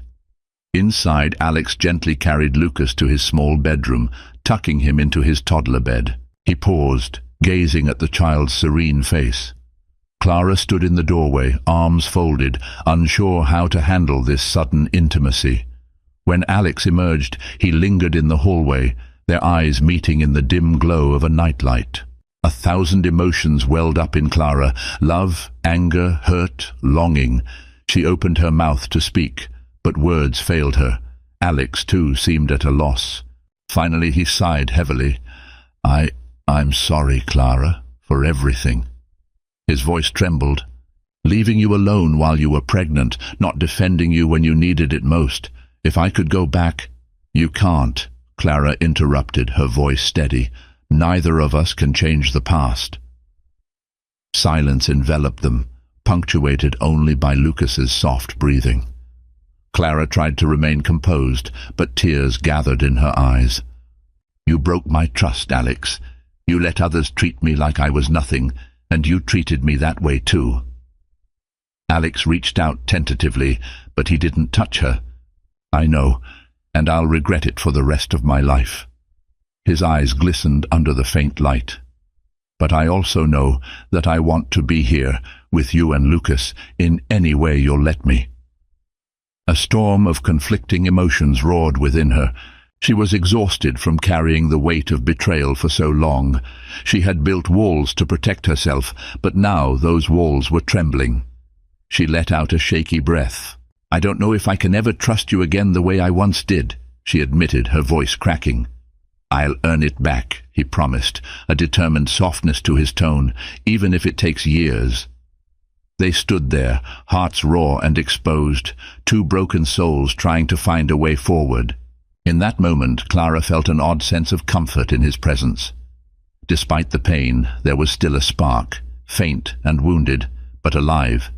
She nodded slowly, tears slipping down her cheeks. "Then keep showing up, for Lucas, for me. We'll see where that leads." Alex pressed his lips together, fighting back his own tears. "I will." And so they ended the night not with a passionate reunion, but with a promise to try. Sometimes the path to mended hearts begins not with a grand gesture, but with small steps born of genuine remorse and cautious hope. Over the next year, the delicate dance between Clara and Alex continued. Their progress was marked not by dramatic declarations, but by incremental shifts in how they treated each other, how they learned to co-parent, and how they faced the remnants of their shared past. Alex began attending Lucas's preschool events. At first, he would sit in the back row, cautious not to overstep, while Clara hovered protectively near their son. Over time, teachers and other parents grew used to seeing them together, albeit not as a traditional couple. Lucas's face lit up whenever both Mommy and Daddy appeared at the same event. The child's obvious joy pulled them closer in ways neither anticipated. Clara's art career continued to blossom. Her exhibit with Meredith Walton in New York was a modest triumph, garnering positive reviews in a few reputable art magazines. She found herself being commissioned for bespoke pieces, portraits, custom murals, and even a collaboration with a local non-profit to create a mural depicting family unity in a struggling community. Through her art, she channeled not just her pain, but also her healing. Alex, for his part, made conspicuous efforts to distance himself from his former social circle. He resigned from exclusive clubs where Sabrina Marchant and Greg Ridley reigned supreme, opting instead to invest his time and capital in philanthropic ventures. He funded scholarships at community art centers. He launched an initiative to develop affordable housing in Philadelphia's underserved neighborhoods. Though part of his motivation was altruistic, another part was personal. He wanted to become a man worthy of Clara's forgiveness, or at least her respect. In time, Alex also reached out to Margaret, inviting her over for a cordial lunch. The conversation was polite, laced with the awkwardness of two people who had once been family and were now working toward mutual understanding. Margaret was cautious but civil, recognizing that Alex was, indeed, making an effort to atone. An unexpected twist came when Clara was invited to showcase her work at a high-end art festival. The venue, a sprawling estate in Napa Valley, a location that stirred memories of her ill-fated wedding. When she hesitated to accept, Meredith Walton encouraged her to embrace the opportunity. "Your art deserves that stage, Clara. Don't let old wounds rob you of new victories." After weighing her options, Clara agreed, deciding that facing her painful memories might help her move forward. As the festival date approached, she learned the estate hosting the event was none other than one owned by the Marchant family. Sabrina was rumored to be involved in the festival's planning. The prospect of seeing her again made Clara's stomach churn, but she pushed aside her discomfort in favor of professionalism. Alex found out about the show and, without hesitation, offered to accompany Clara and Lucas for support. At first, she refused. She didn't want any drama overshadowing her art. But as the date loomed, Clara recognized that having Alex there to watch Lucas would free her to focus on her exhibit. Reluctantly, she agreed. When they arrived in Napa, the air was thick with tension. The vineyard sprawled across rolling hills, the vines heavy with ripening grapes. Clara couldn't help but recall her wedding day, the same sweet scent of grapes in the air, the same manicured rose. This time, instead of wearing a bridal gown, she wore a simple linen dress, splattered with paint. In her arms was a portfolio of new pieces, reflective of her evolution, both as an artist and a person. She quickly set up her station. The festival drew in wealthy patrons, gallery owners from across the country, and socialites who loved to flaunt their taste for culture. Among them was Sabrina Marchant, who glided through the crowd in a sleek designer dress, exuding the same arrogant confidence as ever. Sabrina paused at Clara's display, her gaze flicking over the paintings with a detached curiosity. "You've improved," she remarked, a note of patronizing surprise in her voice. "I suppose motherhood can inspire creativity in some women." Clara steadied her breath, determined not to let Sabrina's condescension unravel her composure. Before Clara could respond, Alex stepped into view, Lucas in tow. The sight of Alex beside Clara seemed to jolt Sabrina, her usual cool demeanor cracking for a moment. She plastered on a grin. "Alex, darling, I didn't expect to see you here, and with the family no less." Lucas sensed the tension and clung to Clara's leg. Alex, voice calm but firm, replied, "I'm here to support Clara. This is her show." Sabrina's eyebrows rose. "Is that so? Well, how domestic of you." Her gaze drifted to Clara's ringless hand, a smirk playing on her lips as though to remind them all of the past humiliation. Clara felt the old sting, but she met Sabrina's gaze evenly. "Thank you for hosting such a wonderful festival," she said politely, refusing to be goaded into conflict. She reminded herself that she was no longer the shy, easily intimidated woman Sabrina had once belittled. After an awkward silence, Sabrina retreated to mingle with other guests. Alex placed a reassuring hand on Clara's shoulder. "You okay?" he asked quietly. Clara nodded, exhaling. "Yes, I am." She realized the words felt true. She was okay. Seeing Sabrina no longer held the power to devastate her. She'd grown stronger, armed with self-worth and the knowledge that her art and her life could stand on its own. As the festival progressed, Clara's booth attracted genuine interest. A few collectors expressed intent to purchase her paintings. One of them was a famous musician, evidently struck by the raw emotion in her work. Another was a seasoned art curator from San Francisco, who invited Clara to join a group exhibition. By the end of the day, Clara had sold 3 of her pieces, netting more in a single afternoon than she used to earn in a month. She felt a dizzying mix of pride and humility. When Lucas raised his arms, demanding to be carried, Clara scooped him up and kissed his cheek. This was the life she'd fought for, a balance of motherhood, artistic fulfillment, and emotional independence. Alex, who had been standing by with a quiet smile, approached after the curator left. "Congratulations," he said. "I'm proud of you." Something about his tone made Clara look up. She saw tears brimming in his eyes, tears of genuine admiration. For a moment she felt the rush of old emotions, how she once believed in a future with this man, yet she also remembered the heartbreak he'd caused. Still, she allowed herself a small, grateful smile. "Thank you," she replied. "That means a lot." That evening they attended a private reception for participating artists. Lucas stayed at the hotel with a trusted babysitter. Guests mingled under strings of fairy lights, sipping wine and sampling canapes. The afterglow of her successful day lingered around Clara, giving her a buoyant confidence. Alex hovered near her, engaging in light conversation about her artwork. When the event ended, they found themselves walking along a moonlit path between the grapevines, the night air fragrant with ripe fruit. Soft music floated from the distance, and the sky was ablaze with stars. Clara paused by a wooden fence, gazing out at the vineyard under the silver glow of the moon. The memories of her wedding day, of humiliations endured in this very environment, resurfaced. Yet, this time, she didn't feel the crushing weight of those memories. Instead, she felt a quiet release, as if the vineyard's night breeze carried away the last remnants of her pain. Alex stood beside her, hands in his pockets. "I've been thinking," he said softly, "about how much has changed since we were here last. How much I've changed." She turned to him, caught off guard by his earnestness. He continued, voice tremulous. "I was so blind, Clara. Obsessed with proving myself, with living up to my father's expectations.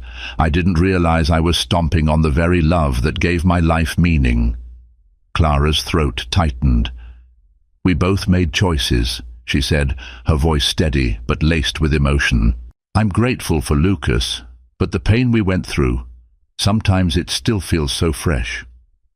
Alex nodded.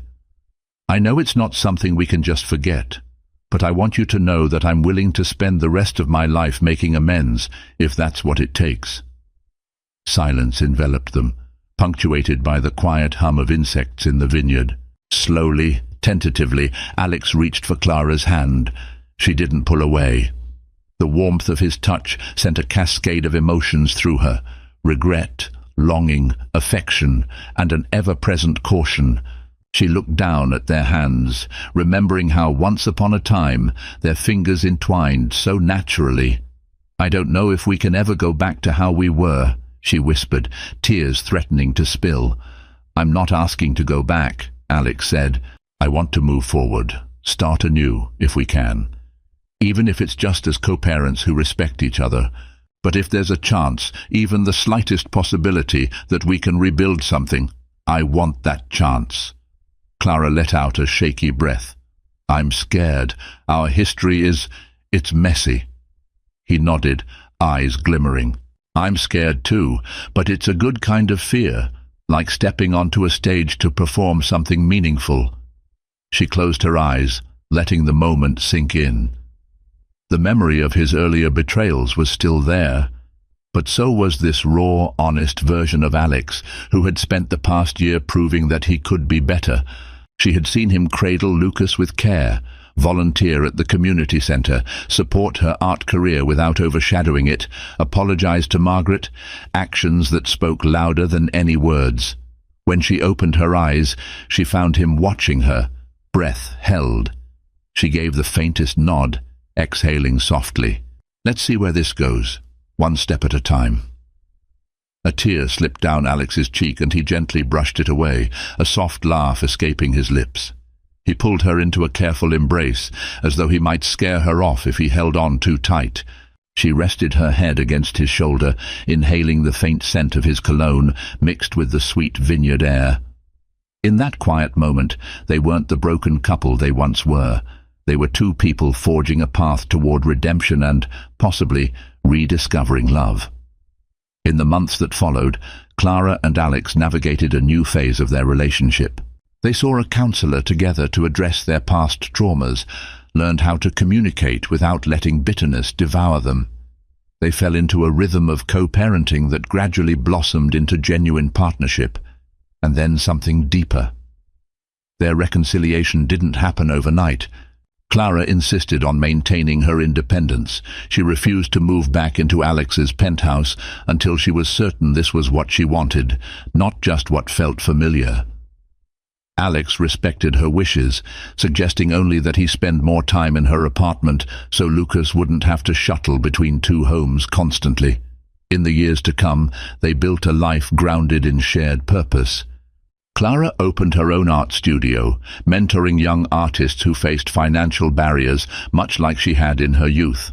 Alex continued to expand his philanthropic work, pouring resources into educational programs and community developments. Lucas grew up surrounded by a blend of creativity and compassion, learning that success meant more than money. It meant empathy, perseverance, and the courage to rectify one's mistakes. On quiet evenings, Clara and Alex often sat together in her studio. She painted, and he read or tinkered with business proposals on a tablet. Every so often he would glance up, catching her eye with a smile that said, "I'm grateful." She would smile back, painting a bright new stroke of color that symbolized hope on a canvas that was once filled with sorrow. And that, perhaps, was the truest form of a happy ending. Not a perfect life, but a real one, where two flawed individuals, bound by love and redemption, found the courage to forgive, to grow, and to create a future that honored the pains of the past without being defined by them. They had learned that sometimes the greatest fortune in the world lies not in riches or social standing, but in the fragile, resilient connection between two hearts, and the child who made their love story worth saving. And so, Clara and Alex's journey wasn't about rewriting the past. It was about rebuilding the future, one step at a time. From betrayal to redemption, from heartbreak to healing, they discovered that true love isn't just about grand gestures or second chances. It's about growth, accountability, and the courage to make things right. But what do you think? Can love truly conquer all? Would you have given Alex another chance, or was Clara's decision too forgiving? Let me know in the comments below. And if you enjoyed this story, make sure to subscribe and turn on notifications so you never miss another powerful tale. There are more stories coming, filled with drama, twists, and life lessons that will keep you on the edge of your seat. Hit that like button, share this video with someone who loves a good redemption story, and I'll see you in the next one.